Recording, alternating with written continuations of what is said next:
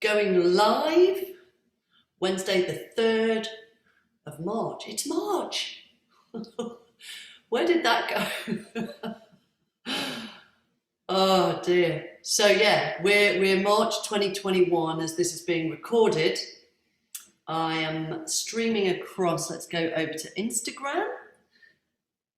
To the guys over there. Is that going to happen? No. Let's just come out of there. Try that again. So we're going to be slightly shorter this time, just because I've got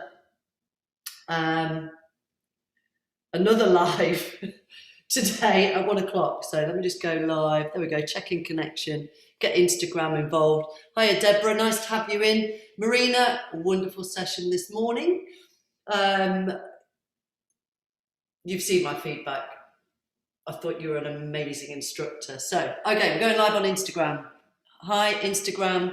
Zoom, I can see you. Well, if you have your camera on, you don't need to, Deborah. And hi there, Ginny, over on Facebook. You're right, Mrs. So, as I've said, I'm going to cut this one slightly short, although I'm saying that, I know what I'm like, but please remind me, I've got another live at 1 o'clock, so I must stop slightly early. Hi there, Dan, Jay's Gym, how you doing? Over on Instagram. So we're just going to let a few more people come in. The subject for today is understanding nerves, and so really, I think super relevant. I have been completely inspired this morning. I've been watching the UK PT's podcast with Mark Laws and Josh Mullin.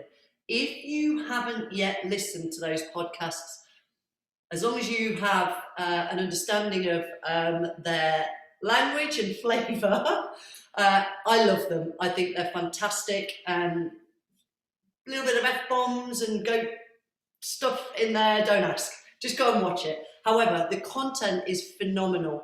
So UK PTs is obviously aimed at personal trainers, but this morning, I think it was podcast 17, I listened to with Mike Grice. So I want to do a shout out to Mike Grice as well this morning.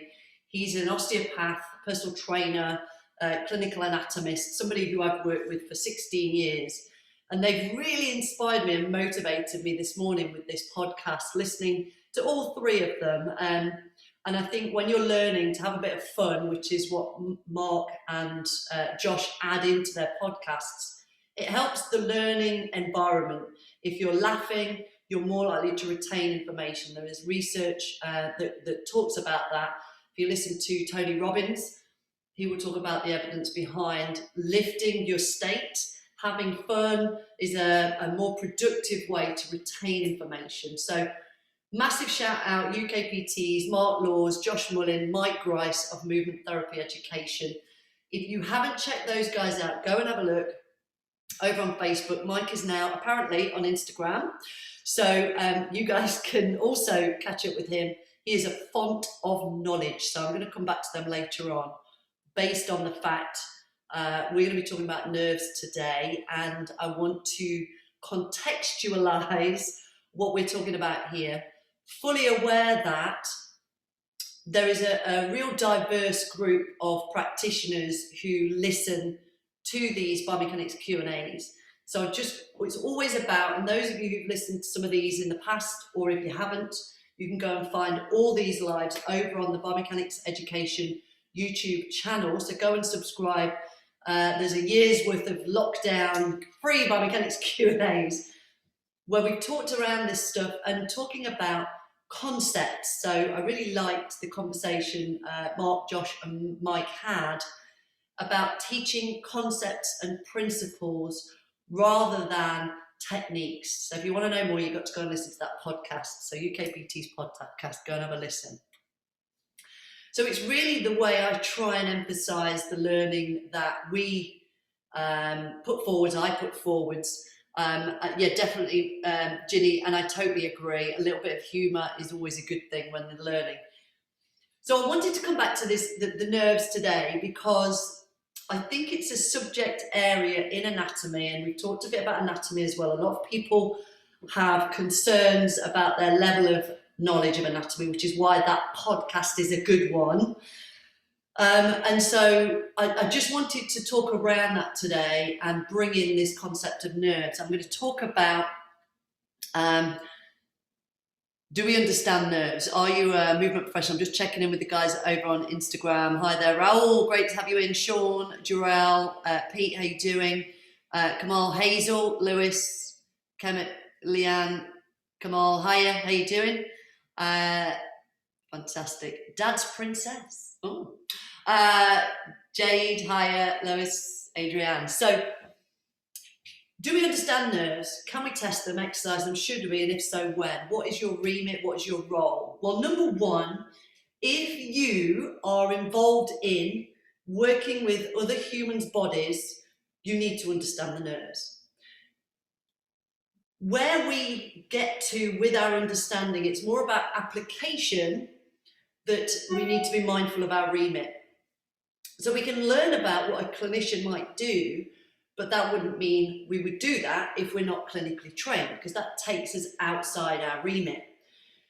It's also understanding whether something is a mechanical issue or a movement issue or a biomechanical issue as opposed to something clinical that needs treatment. And this is a really challenging area for many of us. And when I say us, I'm kind of grouping exercise professionals and therapists who are not allied healthcare professionals.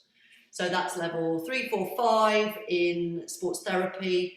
So anybody who can't diagnose and be, that they're not regulated by, they're not allied healthcare professional. So allied healthcare professionals, I think they're about 13, physio, osteo, chiro, etc., that kind of remit. So to gain absolute clarity, you need to be part of a regulated body like SIMSPA or the STA, who are great regulating bodies. SIMSPA for the movement industry, sport physical activity, STA for sports therapy. And these bodies are really good at helping each of us understand better our remit and where we sit. And sometimes it can be a bit of a challenge if we are, for example, in the exercise industry and somebody has a normal ache or niggle. They're never normal, they're common, they're not normal. And we think, well, surely movement will help that. They're fine, they're moving around. So it's understanding, how can we better understand the anatomy and movement, and the nerves in particular is what we're talking about today, to better help our clients, but really know when to refer on. And I think that that's so important, particularly right now.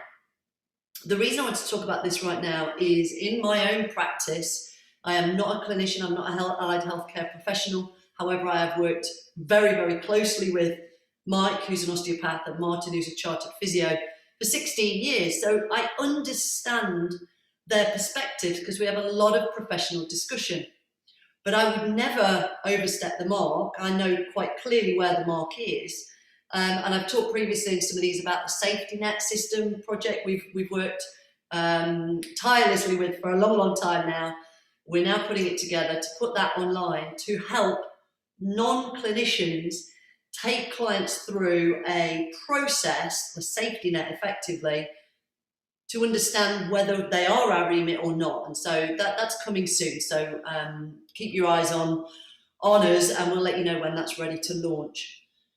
But in the meantime, what we are doing is working with, hopefully, alongside our colleagues who are clinicians, therapists, GPs, etc., to help us better understand when movement is the solution. Now, just a little caveat here, my chartered physiotherapy colleague, who's worked through the whole of COVID as a clinician, has given 85% of the patients he's seen over COVID exercises. 85%. So there's a huge amount of people in pain that are within our scope and remit. However, we just need that umbrella. So that's just a caveat. I'm just setting this up so you understand where I'm coming from when I talk to you about the nervous system. Know your remit, understand coming out of COVID, many of our clients, if not all, depending on your client base, and ourselves are going to be deconditioned. The nervous system will have got tight, inhibited. That will be affecting our muscles. We are likely to feel more uncomfortable, less mobile, And even if you've been doing sessions or delivering sessions through the pandemic, through the lockdowns, let's say, there are still potentially changes and adaptations to our physicality just based on the restrictions of being locked down, doing a session, maybe in a front room on a carpet, not being able to use equipment, certain movements, directions, planes of actions, because some of them are harder to do with just body weight. So we're all pretty deconditioned, or to some degree deconditioned in some way, and we need to rebuild our tissue tolerance. Now that tissue tolerance, you think, well, that's strength work. And yes, it kind of is. But underneath that, there's a preparation phase. We have to understand the biomechanics of the body, the anatomy, the intrinsic function of our clients and ourselves to best prepare them ready for movement when we're coming out of the lockdown restrictions, getting back in the gyms, going back to face. So now is the perfect time to get ready with your knowledge, your education and understanding of all of the things that can help us, help our clients rehab out of COVID. So I'm just going to put a little caveat in here as well before I start talking about the nerves. Over on the Sims for Stronger Together page, fantastic page, by the way, and I'm getting ready to do a big post because I saw one the other day challenging some of the regulations. But anyway, if you go there was a fantastic thread that was recommending courses online for COVID rehab. And I think that's one thing. So I'm talking about just deconditioning, but alongside that, if anybody has had COVID, and particularly they're kind of having that long COVID symptom aftermath, we need to understand that. This is all very new. Kind of your previous training may be out of date. So please go on there. Future Fit Training, who are another trusted education provider, have written a brand new COVID rehab course. There are some other recommendations on there. There's a free one on the NHS website. But if you go check out, follow that Sims for Stronger Together page, there's a fantastic thread in there. Go and check that out as well. So you've got the COVID rehab side, but what I want to get into is your nervous system and understanding the impact of being either less mobile, having less movement, and what happens in the body. Just a simple concept of we need to understand how the nervous system fits in. So I'm going to keep it really simple.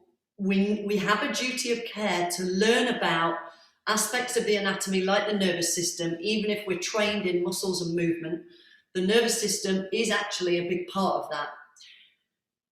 You will have covered basics of central nervous system is in the brain, and the spinal cord, the peripheral nerves are through the limbs. And it is one single continuum. So if we chopped off your head, pulled on the spinal cord, you would kind of the limbs would lift up. It's one continuum. And we have different names for nerves. They're not separate nerves, but it's just to tell us where they are in the body so we can understand anatomically how certain areas are affecting others. So this is one of the reasons why a big sort of lesson now is that one part of the body can affect another because of the way the nervous system really acts as the software of the body, if you like.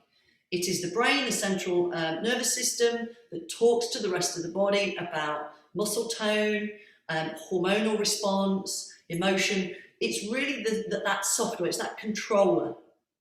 It is also a sensory system. So it's going to tell you if something is hot, if something is at risk, you get a bit of an achy back. That is your communication system telling you you need to change something. So when you ache, and I don't mean when you fall off your bike and you break a bone, that's an injury, that's something else. I'm talking about physical adaptations. When you get a sort of an insidious sore knee, achy back, niggly shoulder, or a recurring issue, that's the body telling us through that system of sensory input, you need to change something. Something needs to happen. One of the, that's brilliant. One of the problems with that is it might be telling you, okay, this bit's hurting. What it's not that good at telling you is but it's coming from a tension down in the hip or over in the opposite shoulder. Because the nervous system is one continuum. It can sometimes, it works great, it's great at telling us, oi, you need to change something, but it doesn't tell us what, it doesn't tell us why. So the better we understand how it works, the better we can translate that into our practice, either in movement therapy or referral, to best help our clients. So I hope all of that makes sense.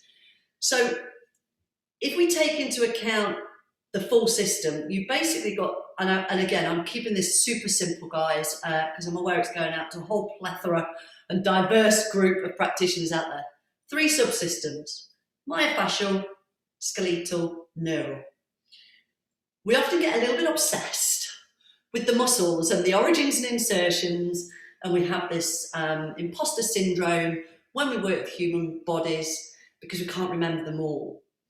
And I think sometimes A, that gets in the way of us learning, but B, it also means that we forget about all those bones and the nerves and everything else that's in there as well. So we need to kind of almost step back a little bit. And if we focus on movement first, movement is paramount, and we're not trained that way. We're trained to learn origins and insertions first. Although level 2 may be a bit about movement, ab and adduction. But if we really nail down an understanding of movement, the anatomy side gets a little bit easier. So if nerves is new for you, this is where I want to really bring in what I'm going to talk about today, because we can exercise nerves. You're going to be anyway. If you're moving another human, if you're asking them to move, if we are moving the nervous system. The nervous system is a big part of the communication, the messaging, as to what to do and then what's happening. And so we really, if we can understand it better and how it works or adapts, we can then be more conscious or conscientious about the way we help clients to move. There's a kinetic chain of events that will occur through that nervous system when you go to stand up. So I'm going to ask you all to stand up. So I can't see most of you. In fact, I can't see any of you. So I'm going to trust that you stand up. So if I get you to stand up, A, you're moving, tick. I want you to think about the very first thing that you did after you heard me say stand up. So what was the very first thing you did when I said stand up? Now, for most of you, some of you, maybe a few of you, maybe none of you, probably thought, well, I shifted my weight forwards. Yeah, or I put my hands down, or I pushed my feet down, or something more dynamic. But before that, there is a whole series of events through the nervous system, or the oral system, the nervous system, prior to what I would class as the gross movement. So it may not seem like a gross movement to lean forwards, but that is a big mechanical movement in comparison to the nervous system asking multifidus, rotatores, and the deep transversospinalis group to just add enough tone around the spine so that you can actually lean forwards.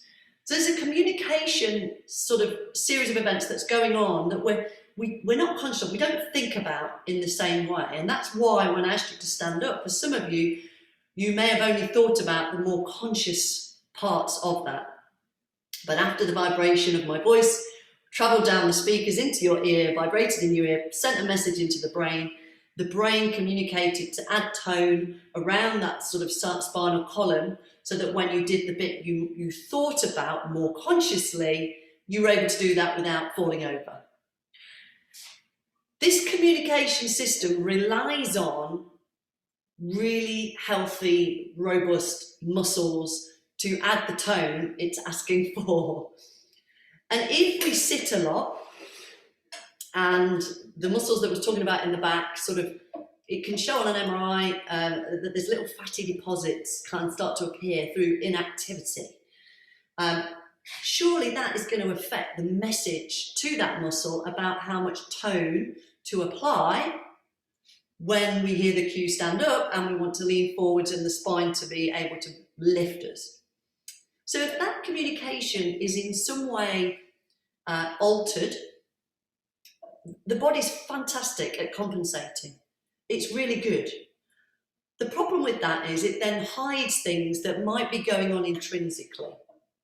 The idea that there may be a fatty deposit, there may be tension on the nervous system where the sciatic nerve comes down the back of the hips, down the back of the hamstring, where we're sitting on these muscles. The muscles have adapted. That creates a tethering on the nerve, the sciatic nerve in particular, and its relationship with piriformis. Now, this isn't impingement. This isn't a clinical problem. This is something that happens and we don't even know it's happening, because the body's really good at allowing us to move to a certain point with these compensations underlying. It will help us move because that's what we need to do to survive, even with these adaptations, because we're sitting for long periods. So I hope that kind of makes sense. I'm just setting this up. So I'm not talking about sciatica. I'm not talking about carpal tunnel. I'm not talking about syndromes or anything like that. I'm purely talking about very mild, intrinsic, initial, subclinical compensations. Just tissue adaptations due to lifestyle. Now, if we can better understand the nervous system and how it functions within that, we already know a bit about the bones, we already know a bit about the muscles, we know that we can increase flexibility of muscles through movement techniques, METs or stretching or whatever your beliefs are or your concepts. We can help joints move by using joint mobility work. But what about the nervous system? How do we exercise the nervous system in these kind of cases where maybe it's tethered or it's grumbling? Well, number one, affect the muscle. If the muscle is the cause, do an MET, release the muscle. But when that doesn't work, or when that's not having an effect, it could be that it's actually something else, and we need to start to glide the nerves or mobilize the nerves as well, specifically, and that might have a counter effect on the muscle and allow the muscle to function better. There's a bit of research as well, and I can't cite it right now, forgive me. I do need to get some references for when I'm speaking like this, and I always get to this point and then I forget. But there is research, quite a bit of research now, showing that nerves in fact, I might have it somewhere here, I'll have a quick look for it. Nerves can inhibit muscle function, and in my practice, I believe that's more common than I realise, and so we should understand the nervous system better. So can we test and exercise the nervous system? Well, number one, we need to understand how it functions. So if any of you over lockdown is familiar with one of these, hopefully not, but I would understand. Oh, this is an old one I picked up off the floor. I just found it, honestly. So this is a plastic ring that goes on top of a pack of 4 cans of beer. And if you've ever played with one of these, the reason I'm showing you this is trying to give you an analogy of nerves, and they're classified in terms of viscoelastic. I believe you. I believe you, Linda. Not. Okay, so you're a wine girl anyway, aren't you? So viscoelastic means that nerves, they function really well until they're inhibited, and then they really don't like stretching and high speed. And this can be why when somebody's running really fast, like Derek Redmond back in the 92 Barcelona Olympics, and he was running really fast and he went down like a sack of potatoes. You can find the video on YouTube, clutching his hamstring, and everyone talked about his hamstring injury. He was actually working, or he came back and saw a biomechanics coach who was also a chartered physio, who assessed him, and he actually had a tight nerve. It wasn't clinical, it was more of a biomechanical issue. So they mobilized his nervous system, and he was pain-free 10 days later, sprinting again, gutted, he'd lost out on the medal. So if we can help our client, now that's elite level, I want to talk about kind of the clients we might work with more commonly, who are regular humans, maybe not sort of high level GB athletes, but the same issues can occur. Whether you're a high-end athlete, whether you're a stay-at-home mum, whether you're an overweight office worker, whether you're a long-distance runner, whatever your physicality, we all have a pelvis, muscles, bones, nerves, and we all have a risk through lifestyle, because our lifestyles are continually making us more comfortable, so we move less, and then we have lockdowns. So the better we can understand each of these structures that impact on us and our clients, the better we can help our clients to move well, and ourselves. So what we can do, and I have just found so it has been demonstrated that reduced nerve mobility inhibits muscle performance, and it was done by Jay Greening et al. In '99. David Butler, I think, was involved in that as well. So I've mentioned David Butler before in other sessions. He's done books like Explain Pain with Laura Mosley, and also The Sensitive Nervous System. So 2 book recommends. They are Sensitive Nervous System is more technical. Explain Pain, fantastic, no-brainer. Put it on your Christmas list or your birthday list. Their sort of pain science helps us understand better the nervous system and the communication system within it.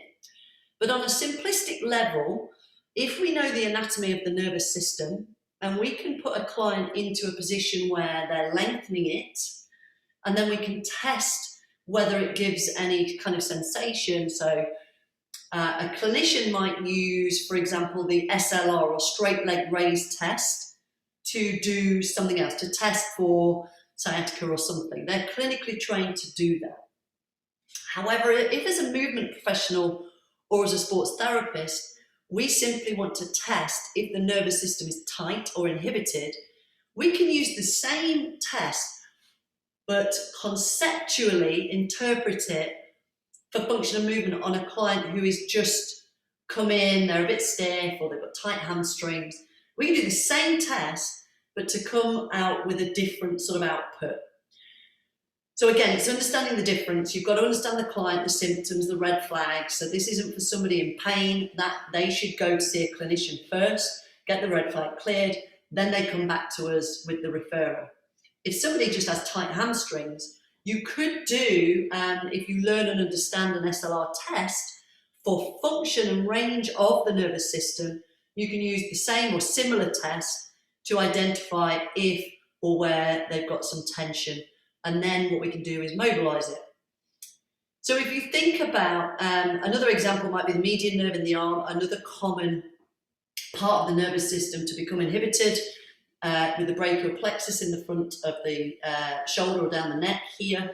The median nerve specifically comes down the arm, and I think it's down these 3 digits, first 3 digits. So the M, you can remember the M with your first 3 digits. M, median nerve.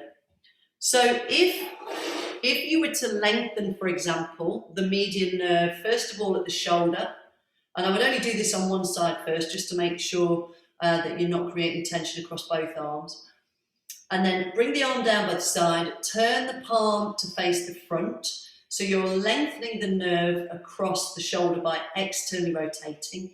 If it passes down the front of the arm, and then we start to extend the fingers slowly backwards. And we would do this not on someone with carpal tunnel.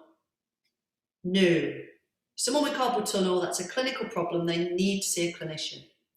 As a movement professional, somebody who just sits at a desk a lot, they're feeling a bit stiff, we can apply it then as a nerve test, nerve mobility test. We find the point where they feel tension, and let's say they felt it across the palm, for example.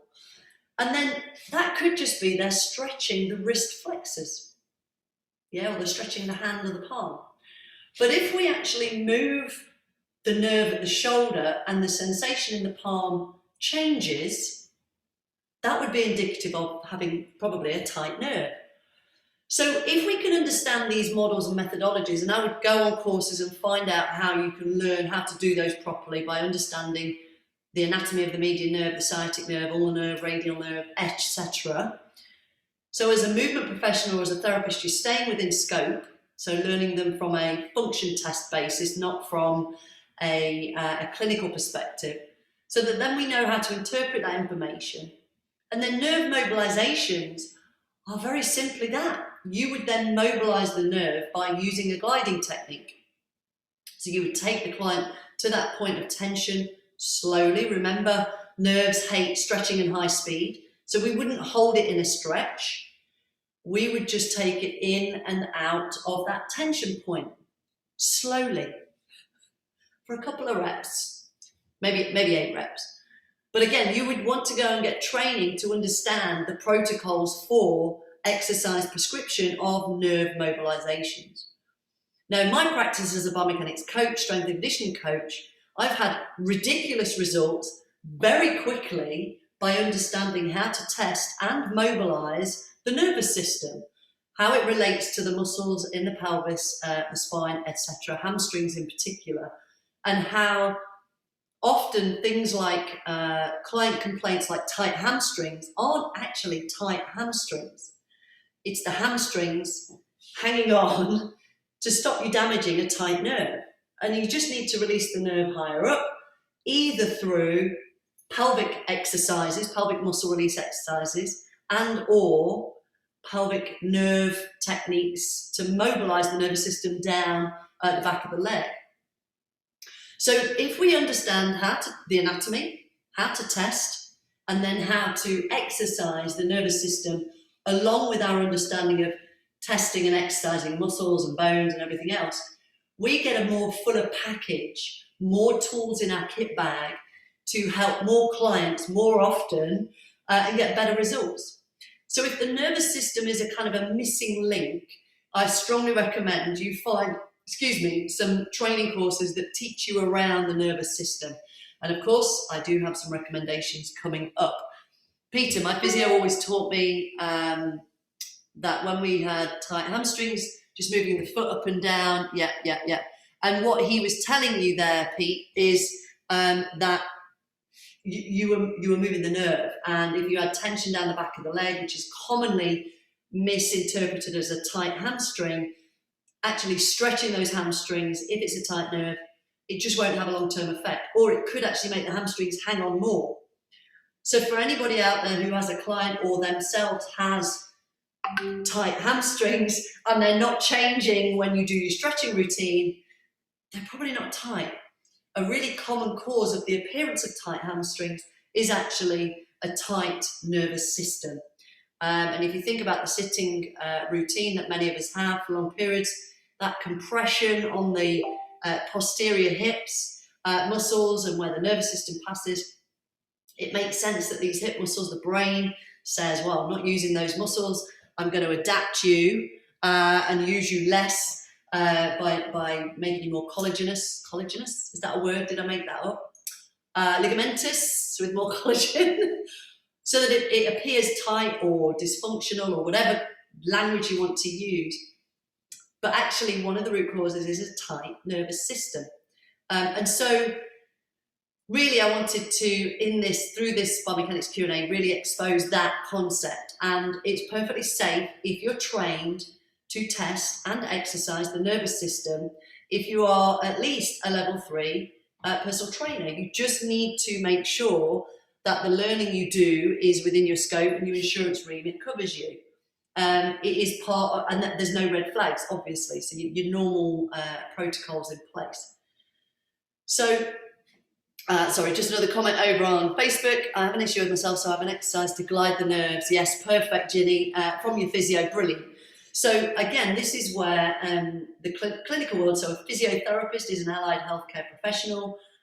We are the exercise professional. If they can sort out the clinical side of the problems with clients and then refer them to us, and then vice versa, if we use them for the referral point when there's a red flag and they rule it out or in or whatever it is, then it's a much better service that our clients are getting. So we really need to up our game. And when I say we, just a reminder for anybody who's dropped in, I'm talking about exercise professionals and sports therapists, anybody who works with the human body who is not an allied healthcare professional. We need to up our game. And what I mean by that is improve our language, improve our communication with the clinical world. And I'm fully aware there are different levels of skill in both industries. I'm trying to be diplomatic here. You can get really great physios and then you can get ones who are awful. The same in our industry. So try not to tar an industry or a profession all with the same brush. Go and do some research and find a really cool allied healthcare professional, a clinician, who is open to working with you for cross-referral. If you can't find one, stay in touch. We're setting up a Safety Net Online project with allied healthcare professionals online who are going to be trained to refer clients back to you, the exercise professionals. So keep your ears open on that. If you want to learn about nerve testing and mobilizations, there are a couple of areas that I can guide you towards. Number one, our Biomechanics coaching diploma, and some of the modules within there, we do talk about how to, the very basics of movement testing for tight nerves in the arm and the hips. If you are a therapist and you want more from a therapeutic perspective, then Mike Grice of Movement Therapy Education. So you've got the two areas to go and learn about nerves. And again, it depends on your background and then the direction you want to go in as to where the best route is. And I'm sure there are others. I'm not compelling you, but biomechanicseducation.com. You're on my Q&A. It's not shameless, surely, to plug my own courses. But there are other courses out there. I know you are, Ginny. Thank you. So, just another statistic, and this was based on a little anecdotal study we did many, many years ago. We improved the quad strength output by 50% in 10 days using nerve mobilizations. I'm going to say that again. It was anecdotal. It was a single client, but we measured the output on an EMG of the quad strength output, and it improved. It was actually, we did 3 sets of 15, I think, and it immediately improved by 14%, the quad strength output. After 10 days of nerve mobilizations, the quad strength output improved by 50%. Now, why would that be if the nerve is at the back of the leg, but the quad strength output improved? Well, if you think about knee extension, what are the things that can inhibit your knee extending? If you think about gravity, obviously, if you're using a leg extension machine, then resistance, but also the tension in the opposing tissues. So the knee flexors, the knee capsule, and the sciatic nerve. So by mobilizing the sciatic nerve, his knee extensor ability went up because he didn't have that opposing tension on the knee flexor tissues, or the sciatic nerve more specifically. So I hope that makes sense. So just another very quick example. There was a dude, and I say dude because he's got the most amazing funky mustache. No, not Stuart McGill, because he's got a funky mustache. Merv Hughes was a very famous cricketer, and he was a bowler, very fast bowler. And if you imagine the movement of bowling, obviously not my forte, but bowling in cricket, and he always used to get shin pain. Now, we went through really extreme measures to try and find out. He travelled around the world, he had surgery, had all sorts of things to find out what was causing his shin to hurt when he was bowling. Now, I believe, and I'm not quite sure, again, I should have done a little bit of homework, but I believe it was David Butler who got him basically lengthened out onto a massage bed, lying on his back, trying to get him into the position he was in when he was bowling, and he got that sensation in his shin. And everything they did, they couldn't reproduce it until they put the cricket ball in his hand and he was fully extended. So you imagine that full extension position as the opposite foot is forwards, heel is down, and you're going to bowl. The minute he took hold of the cricket ball, that reproduced the pain in his shin. So he'd had everybody looking at his leg and his shin was hurting, but actually all he needed to do, and he did actually, mobilise his nervous system by using the opposite arm, the furthest extremity, wrist, to mobilise the nervous system. And that is what supported and helped improve the opposite side shin discomfort. Wow. So I strongly recommend you learn about nerves. As I've said, you can learn it with me if you like, or me and my master trainer team on the Biomechanics coaching diploma. You can give us a ring or go and check it out on the biomechanics.education.com website. Another strong recommendation, Mike Grice, Movement Therapy Education. I have decided his 3-year diploma is my next big course. I've got about 4 little CPDs I'm going to finish first, and then I'm all over that. He is one of my favourite tutors. He makes things very simply, technical conversations. He is a clinician, as I've said, he's an osteopath, but he does come from a personal trainer background as well. So he has the empathy for us, those personal trainers that are listening out there. Also, the recommendation I gave you right at the beginning of this Q&A is UKPT's podcast with Mark Laws and Josh Mullin. Go and check out episode 17, I think it was, with Mike Grice today, and you'll be able to listen to the way Mike tutors. I mean, it was a Q&A and they interviewed him, but you'll get the idea about the way he positions technical information, because they're questioning him on some of that stuff, and it's just really easy to listen to. So I'm going to start to bring this to a close so I can have a little breather before my next live. So I'm going to ask if there's any final questions over on Instagram, Facebook. Ginny's all over that, good. And also on Zoom. Anybody in there with any questions, give us a shout. You're very welcome, Ginny, as always. We will meet one day. We're almost there, aren't we?